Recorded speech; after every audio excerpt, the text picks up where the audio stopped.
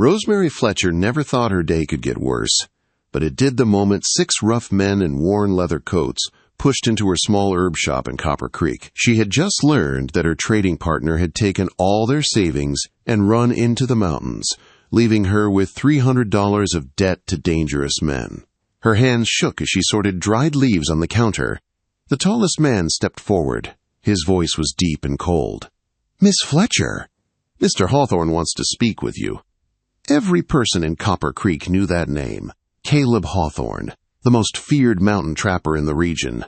A man known for staking claim to more land than anyone in 50 miles. A man people did not cross. Rosemary tried to keep her voice steady. "I'm busy sorting wintergreen." But her stomach twisted as she reached under the counter for her small hunting knife. "It wasn't a request," the man said. 15 minutes later, she stood inside a wooden cabin high above Beer Valley. The valley below was calm and beautiful, but Rosemary's heart pounded as she stared at the man standing with his back to her. Broad shoulders, straight posture, hands clasped behind him as he looked out the window like a king surveying his land. "Your partner stole my money," Caleb Hawthorne said without turning. $300 that he borrowed to invest in your shop." "I didn't know," Rosemary said. "He told me he had a private loan from Denver." Caleb turned then. Rosemary felt her breath catch, dark hair, gray eyes as sharp as ice, a jaw that looked cut from stone. His face was handsome but cold, and his eyes held a quiet danger that made her step back. "You have 2 options," Caleb said, circling his desk like a wolf. "Option 1, you pay me now. If you cannot, I close your shop and you end up with nothing. Option 2 is much more interesting." Rosemary's heart sank. "What does that mean?" Quote, "My grandmother is dying," he said. "Her last wish is to see me married before winter ends. She owns 40% of my company. If I'm not married, her shares go to the church." Quote. Rosemary blinked, stunned. "And what does that have to do with me?" Quote, "I need a wife for 1 year," Caleb said plainly. "After that, we separate. No romance, no problems. You get your debt forgiven and money to start over somewhere else." Quote, "You want me to marry you, a complete stranger?" Quote, "A marriage of convenience," he corrected, "nothing more." Rosemary felt anger rising. "This is insane. I don't even know you." Caleb opened a leather folder on his desk. "Your sister's medical bills are high. Your father's farm is close to losing the bank loan. You owe me $300. You are, Miss Fletcher, running out of choices." Rosemary stiffened. "I am not desperate. I'm resourceful. And if I agree, I want something more." Caleb lifted a brow. "You're in no position to negotiate." "If I give up a year of my life," she said firmly, "you will fund the school project in Pine Ridge. Your business is blocking it by keeping lumber prices unfair." For the first time, Caleb looked surprised. Then he laughed softly, with no warmth at all. "You are brave," he said, "or foolish." He held out his hand. "Do we have a deal, future Mrs. Hawthorne?" Quote. Rosemary stared at his hand. A year with this dangerous man, a deal that felt like a trap. But her family needed help, and the school project mattered deeply to her. She took his hand. "Deal, but don't expect me to act like an adoring wife." "Oh, you'll act how I need you to act," Caleb said. "I can be very persuasive." What Rosemary didn't see was the spark in his gray eyes, something not tied to business at all, but to the fiery woman who dared to challenge him. 4 days later, Rosemary stood in his cabin again, pacing while Caleb worked through his ledger. "You want me to tell my family what?" she demanded. "That we've been secretly courting for 7 months, he said calmly. "That I proposed during a picnic near Silver Falls." "No one would believe I went to Silver Falls," she muttered. "Your family lives in Missouri. They haven't seen you in a year," Caleb replied. He slid a thick folder toward her. Inside were portraits of them together, written love letters, and a full timeline of their relationship. "This is disturbing," she said. "This is thorough," he corrected. "My grandmother is hard to fool." "When do I meet her?" Rosemary asked. "Tomorrow evening. Dinner at the family home." Quote. Caleb then pulled a small wooden box from his vest and opened it. A gold ring with a huge sapphire glowed inside. "Isn't this too much?" she asked. "It's what people expect from me," he said. He slid the ring onto her finger. His touch surprised her. It was gentle, almost warm. "There's one problem," she said softly. "I can't act." "Then we'll practice," Caleb said. Before she could protest, he cupped her face in his hands. His expression softened. His voice grew warm. "Rosemary," he said, looking into her eyes, "you challenge me. You make me want to be better." Her heart fluttered, even though she knew it was all pretend. Then he dropped his hands. "Your turn." Rosemary tried her best. "Caleb, you're really wealthy and handsome." He sighed. "We have a lot of work to do." Rosemary stood outside the Hawthorne family home, a grand log mansion in Eagle Ridge that made her feel small and out of place. Caleb rested his hand lightly on her back as they walked up the stone steps. His touch was steady, but her heart raced. Tonight, she would meet the family of the man she was pretending to love. It felt impossible. "Remember everything we practiced," Caleb murmured. "No pressure at all," she whispered back. The door opened before they could knock. A strict-looking housekeeper nodded at Caleb. "Mr. Hawthorne." "Miss Fletcher, the family is waiting." As they walked through the grand entry, Rosemary saw large tapestries, carved wooden beams, and family portraits lining the walls. Everything felt heavy with history. She leaned close to Caleb. "I feel like I'm walking into a wolf's den." "Wolves are predictable," Caleb replied. "My family is not." Inside the parlor, 3 people rose when they entered. A tall woman with sharp features, a cheerful man with kind eyes, and an elderly woman sitting in a high-backed chair, her presence commanding the entire room. Caleb stepped forward. "Aunt Margaret, Uncle Thomas, grandmother." Then he turned to Rosemary. "This is Rosemary Fletcher, my fiancée." Margaret approached first. Her eyes were assessing, but her smile was polite. "Lovely to meet you. What a surprise Caleb has given us." Thomas shook Rosemary's hand warmly. "A delightful surprise," he said with a laugh. Then the elderly woman extended her hand. "I am Clara Hawthorne," she said. "Come closer, child. My eyes aren't what they used to be." Rosemary stepped forward and took her hand. Clara's grip was surprisingly strong, and her sharp brown eyes studied her carefully. "So," Clara said, "you are the woman who captured my grandson's heart. Sit beside me and tell me everything." For nearly half an hour, Clara asked gentle but pointed questions. Rosemary answered as best she could, following the backstory Caleb had drilled into her. She started to relax, until Clara leaned back, narrowed her eyes, and asked, "And how did you two meet? Caleb has been very secretive about you." Rosemary felt panic rise. She glanced at Caleb. His face was calm, but his eyes warned her to stick with the story. She opened her mouth, but Clara lifted a hand. "Please, dear, I wasn't born yesterday. That dance story has Caleb's handwriting all over it. Too perfect, too tidy. I want the real story, the messy one." Rosemary froze. Caleb started to speak, but Clara shot him a look that shut him up instantly. "From her," Clara said. Rosemary swallowed. Something inside her suddenly shifted. She no longer wanted to be trapped in Caleb's script. She wanted to tell something closer to the truth, even if it was dangerous. "You're right, Mrs. Hawthorne," she said quietly. "The truth is not glamorous at all." Caleb's eyes widened in horror as she continued. "I first met Caleb when he tried to buy the building where my herb shop is. He wanted to tear it down for a warehouse." Clara's eyebrows shot up. "Is that so?" Quote, "I refused to sell," Rosemary said, warming to her story. "And I organized the other shop owners to fight him." Margaret gasped. Thomas looked delighted. Caleb looked like he might explode. "He came to my shop furious," Rosemary said. "I may have called him a heartless mountain tyrant." Clara gave a small laugh. "And what did my grandson do?" Quote, "He asked me to supper. I said no. 4 times. Caleb suddenly leaned in, his voice soft. "The 5th time, I brought her a rare orchid. Not to impress her, but because she loves caring for damaged plants. This one was close to dying. Rosemary stared at him. His tone wasn't practiced or fake. It was warm, almost tender.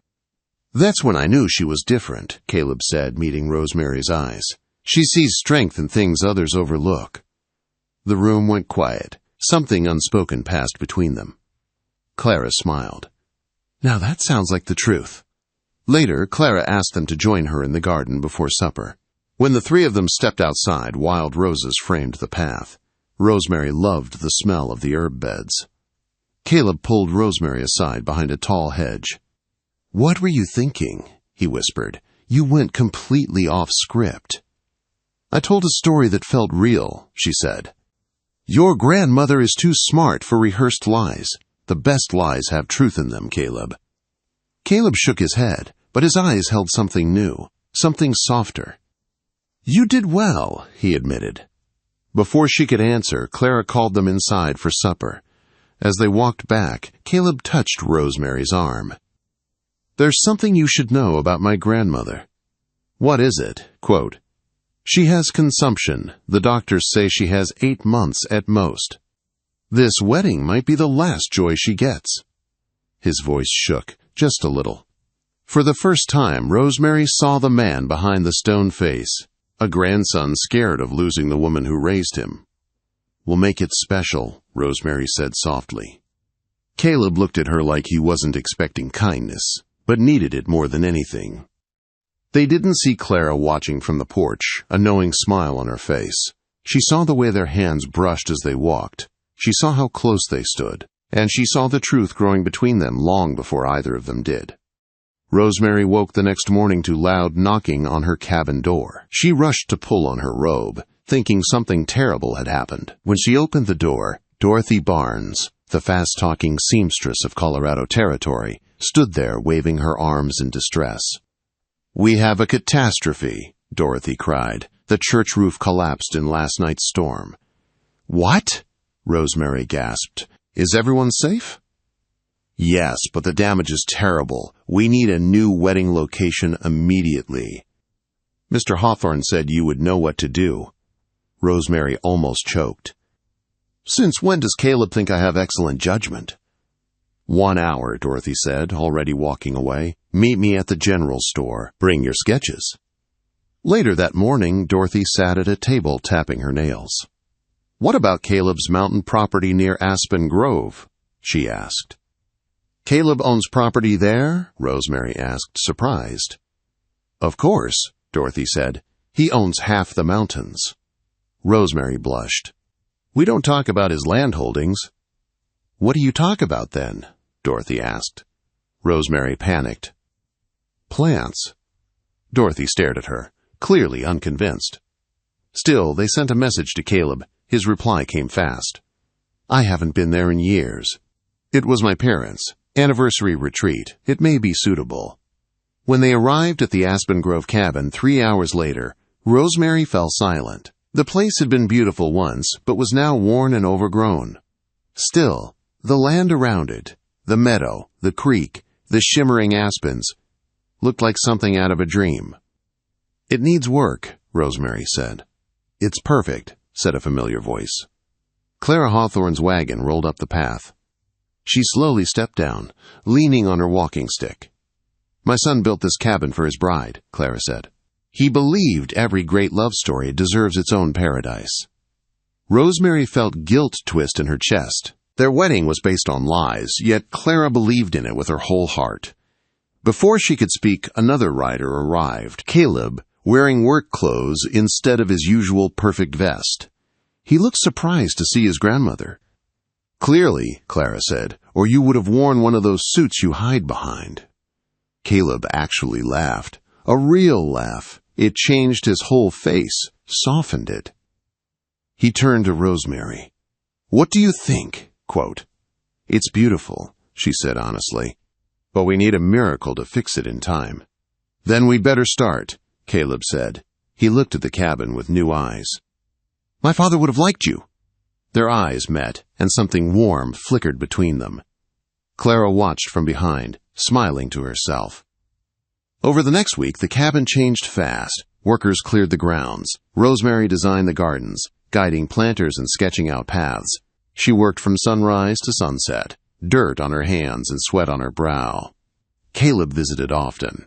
At first, he claimed he was checking progress, but Rosemary knew the truth. He enjoyed watching her work. He noticed everything she did. How she tucked a pencil behind her ear. How she talked to plants. How she smiled when she solved a problem.